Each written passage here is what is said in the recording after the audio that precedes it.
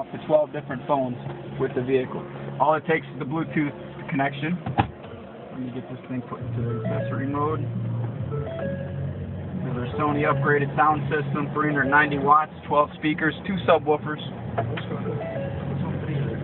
No, don't mind at all. Now, as we all heard, Sync is powered by Microsoft, exclusive to the Ford and Lincoln line.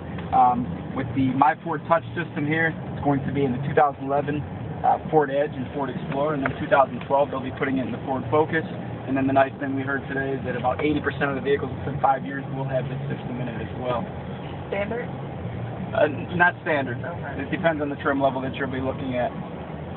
With MyFord Touch, what you're going to get is an 8-inch LCD screen right here. This is touch screen, and 2 4.2-inch LCD screens on both sides of the speedometer.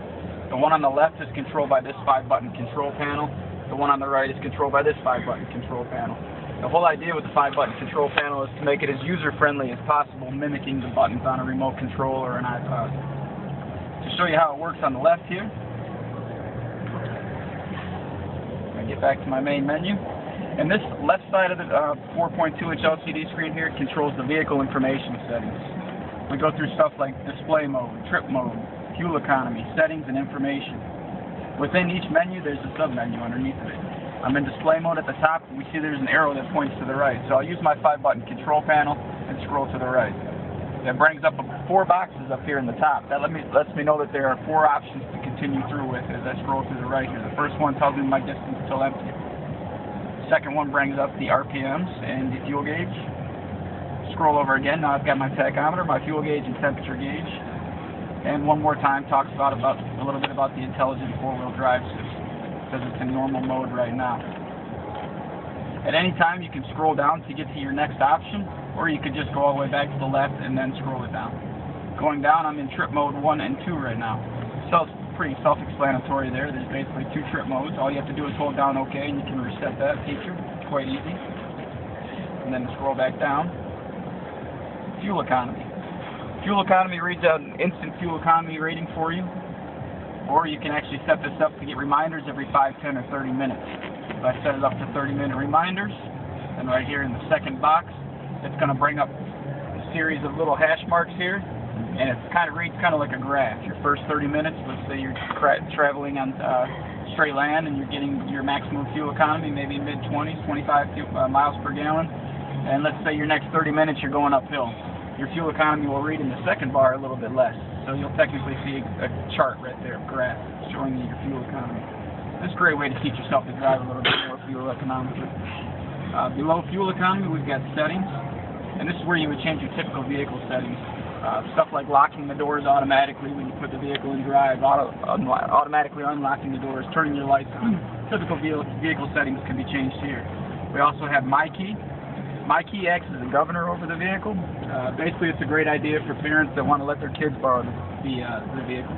They can set it up so that the vehicle won't go over 45, 55, 65 miles per hour, whichever they decide. The radio won't be able to be turned up until they put the seatbelt on. Just another way to enhance the safety features of the vehicle. And then there is also display. Display changes the gauge display and the trip display. If I wanted to change the trip display from standard to enhanced, what that does for me now, when I go back to trip mode, it actually brings down the miles per gallon, the gallons used, and the time for that particular trip that we are on. So the only thing that settings are set for gallons, are they like changeable to showing liters or not? Like I see is it an increasing trend when you've got kilometers and miles per hour speedo? Yes, you can change the language and the units right here under settings, distance, and temperature. So temperature is Celsius, and then you've got English, Spanish, and French to choose from. So the companions for the international visitors if they're using something. Right. And you could also change all the settings right there, just on the left-hand side. So anything to keep in mind, vehicle information settings are on your left side of the speedometer. And then to move over, well, let me get to the last one down here. Information tells you if there's any warning lights in the vehicle. System check says that the left door is ajar. Right door is ajar, and My Key says that there's to administer keys program 0 My Keys. Yeah, the MyKey. If the MyKey was programmed, it would say one MyKey programmed in the vehicle. MyKey is That's the key that I was speaking on that governs over the vehicle. okay. So you can set the speed so they can't go hot rodding around in the new Ford Explorer. So there'd be something like central valet parking. More for kind of a safety feature for the parents that want to let their kids borrow the vehicle, right. so that they can't get in the vehicle and take it out cruising around 75 miles per hour. Okay. Set it so they won't go past 55 miles per hour or 65 miles per hour, whatever they decide. The kids are going to love that one. They can't turn the radio up unless their seatbelt's on, so really it's a great safety feature. Now on the right side over here, we've got the vehicle entertainment settings, or the infotainment settings. We've got entertainment, phone, navigation, climate. Notice as I use my 5-button control panel on the right side, scroll down, it changes the backdrop color behind each menu. There's reason for that. Entertainment's got a purple background, so if I want to touch this purple bar right here, it brings my entertainment screen up on there. So what I can do now is touch screen any of this stuff on the entertainment screen. I can use voice commands, or I can use my 5-button control panel right here and navigate through my entertainment options on my 4.2-inch LCD screen. Say I wanted to go to Sirius satellite radio. Touch screen it, or voice command it. The nice thing with satellite radio is they've got this alert feature on there. I'm a big Bob Marley fan. I never want to miss out on another Bob Marley song. All I have to do is hit alert. And anytime Bob Marley pops up on the radio, it'll notify me any Sirius satellite station he's on, so you'll never miss out on your favorite songs that way. Pretty cool feature there. Switching back to FM radio, you can do it right here through the 5-button control panel, or touch screen it there. So I wanted to keep my hands on the wheel. I'm just going to press this arrow to the right. Currently tells me I'm in Sirius satellite radio. Press it one more time. Now I've got options to choose from. I can go to AM, FM, Sirius, CD, Bluetooth stereo, or AVN. Bluetooth stereo is pretty neat. I'll get to that one in a second. But to get back to FM, I'm going to go ahead and select FM1. And we will see if we can find ourselves an HD station, or a station that's broadcasting a song in HD, such as this one. Typically when there's a song on in HD, it will give you a tag feature. The tag feature is pretty nice. What it does basically is there's going to be a shopping cart that pops up right here that says tag. Let's say it was the song Beat It by Michael Jackson.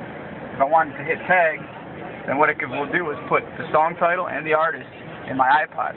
When I put my iPod into my computer at home, it's going to open up iTunes and remind me at that point in time that I found a song that I like, and I can at that point in time download the song from iTunes. Yes, very nice.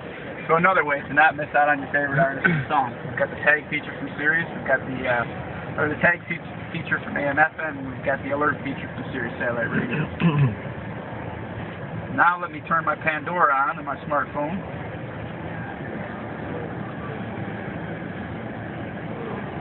And we are going to go Bluetooth here with the music.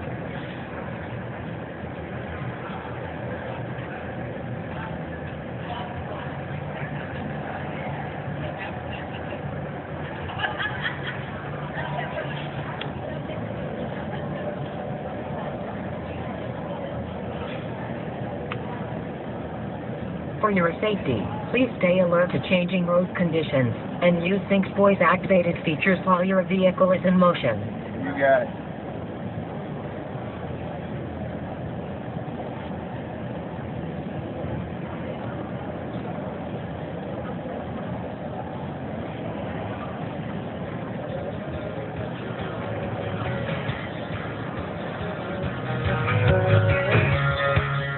Bluetooth reaching Pandora from my cell phone now. Put the phone down, and they are working on apps to be able to control your Pandora system through the steering wheel as well. As part of that.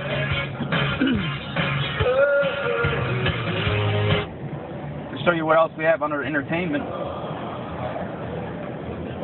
we also have the AVN. As I open up this center console here, there are Is that it right here? two built-in USB ports. We've got two. We saw it on the build gate screen there. The two built-in USB ports, the SD card. There we go. Sorry. Two built-in USB ports, SD card, and the AVN slots there. What you can do with the AVN slots, which is really nice, is if you're watching YouTube videos on your phone, just plug it into the AV slots right there, and then you can all of a sudden watch your YouTube videos on the screen here. But the vehicle, of course, does have to be in park to eliminate driver distraction. Just another safety feature there. Sure. Underneath entertainment was phone.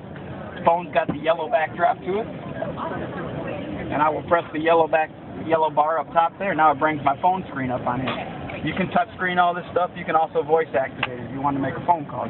Simply press your voice recognition button here. Please say a command. Dial.